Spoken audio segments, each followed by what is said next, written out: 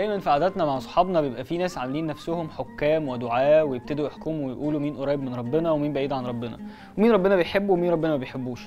فاحنا لينا واحد صاحبنا بيشرب خمره ومش قادر يبطلها خالص، وكل ما يبعد عنها يرجع لها تاني، كل ما يبعد عنها يرجع لها تاني، ودايما الخمره مصاحباه لدرجه انه وصل لمرحله الادمان. فابتدت الناس تحكم عليه على طول كالعاده، وتقول له ان انت مفيش فايده فيك، وان انت اصلا ربنا مش بيحبك.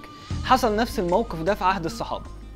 كان في راجل من اصحاب النبي صلى الله عليه وسلم مدمن خمر، وكان كل شويه يروح يتجلد وبعدين يرجع تاني يشرب خمر، وبعدين يروح يتجلد وبعدين يرجع تاني يشرب خمر، ويتجلد ويرجع يشرب خمر. فالصحابه اتضايقوا منه قوي وقالوا له ما اكثر ما يؤتى بك، وصحابه كتير كمان قالوا له عليك لعنه الله، واتضايقوا منه جدا في الموقف ده. شفت النبي صلى الله عليه وسلم في اللحظه دي وهو بيتعامل وقاعد في وسطهم وهم بيقولوا له الكلام ده، فيقول رسول الله صلى الله عليه وسلم دعوه فانه رجل يحب الله ورسوله. حكم النبي صلى الله عليه وسلم على مدمن الخمر انه بيحب ربنا وبيحب سيدنا النبي صلى الله عليه وسلم. حاجه عاليه قوي. صلى الله عليه وسلم.